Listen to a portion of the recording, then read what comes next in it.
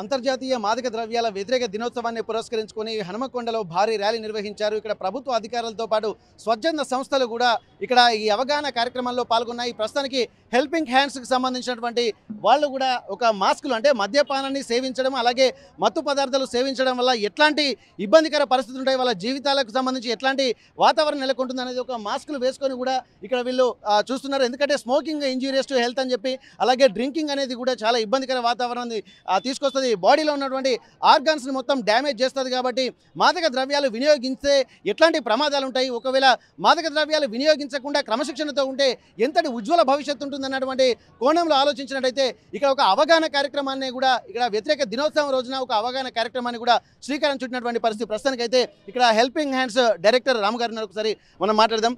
రామ్ గారు, ఇప్పటి వరకు ప్రతి సంవత్సరం కూడా ఏదో ఒక కార్యక్రమాలు మీరు హెల్పింగ్ హ్యాండ్స్ తరఫు నుంచి చేస్తూనే ఉన్నారు. నిజంగా మాదక ద్రవ్యాల వినియోగం పట్ల కూడా అవగాహన కల్పించాల్సి ఉంటుంది, ప్రతి ఒక్కరు ప్రతిజ్ఞ చేయించాల్సి ఉంటుంది.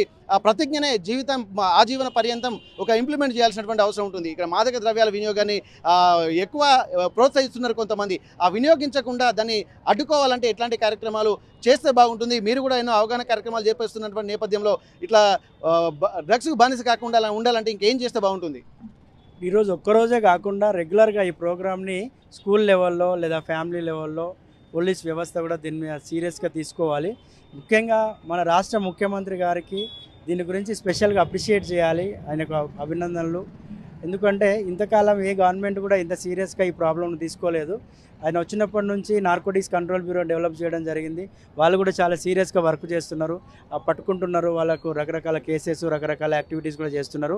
మేము గత 25 సంవత్సరాలుగా హెల్పింగ్ హ్యాండ్ సంస్థ నుండి హెల్పింగ్ హ్యాండ్ స్వచ్ఛంద సంస్థ మాది helping hand de addiction centre government of India సపోర్ట్తో నడుస్తుంది. నషాముక్తి భారత్ అభియాన్ ప్రోగ్రామ్ అండర్లో ప్రోగ్రామ్ నడుస్తుంది. ఇది మాది 100 బెడ్ల డి అడిక్షన్ సెంటర్. ఇక్కడికి నార్కోటిక్స్ తీసుకునే వాళ్ళు, ఆల్కహాల్ అడిక్షన్, రకరకాల అడిక్షన్స్ వాళ్ళు వస్తూ ఉంటారు. ఇది గవర్నమెంట్ ఆఫ్ ఇండియా సపోర్ట్తో స్పాన్సర్డ్ ప్రోగ్రామ్. ఇది ఎవరైనా కూడా ఈ ప్రాబ్లంలో ఉన్నవాళ్ళు ఇక్కడ ఉచితంగా చికిత్స తీసుకోవచ్చు. దాంతోపాటు ఈ ప్రోగ్రామ్ని ఈరోజు మనం తీసుకున్న ప్రపంచ ఆరోగ్య సంస్థ 1987లోనే యాంటీ డ్రగ్ డేను డెవలప్ చేయడం జరిగింది. అప్పటి నుంచి ప్రపంచవ్యాప్తంగా ఈ ప్రోగ్రామ్ని భారీ ఎత్తున చేయడం జరుగుతుంది.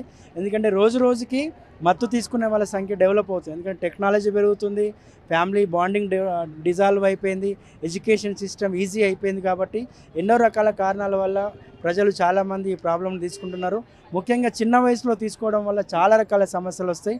దీన్ని పేరెంట్స్ కానీ, విద్యా వ్యవస్థ కానీ, రాజకీయాలు కానీ, గవర్నమెంట్స్ డిపార్ట్మెంట్స్ కానీ దీన్ని సీరియస్గా, అంటే మిగతా పథకాల కంటే కూడా చాలా సీరియస్గా ఈ ప్రోగ్రామ్ని తీసుకోకుంటే, ఎందుకంటే దేశానికి వెన్నెముక యువత అంటారు. ఈ యువత ఈరోజు లేకుండా పోతుంది. ఈరోజు ముసలి వాళ్ళు యంగ్ అయిపోయారు, యువత అనే యంగ్ వాళ్ళు ముసలైపోతున్నారు.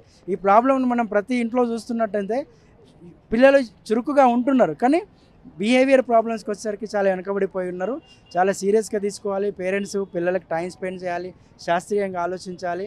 ఈ నినాదం ప్రతిరోజు ప్రతి విద్యార్థికి అందే రకంగా తీసుకొని చేస్తే బాగుంటుందని నా ఉద్దేశం. నషాముక్తి భారత్లో భాగంగా రాష్ట్ర ప్రభుత్వం తీసుకుంటున్నటువంటి ఒక నిర్ణయాన్ని కూడా చాలా గ్రేట్గా చెప్తున్నారు. ఎందుకంటే విద్యార్థులు మాదక ద్రవ్యాలకు అలవాటు పడి ఒక సామాజిక బాధ్యతను కూడా విస్మరిస్తున్నారు.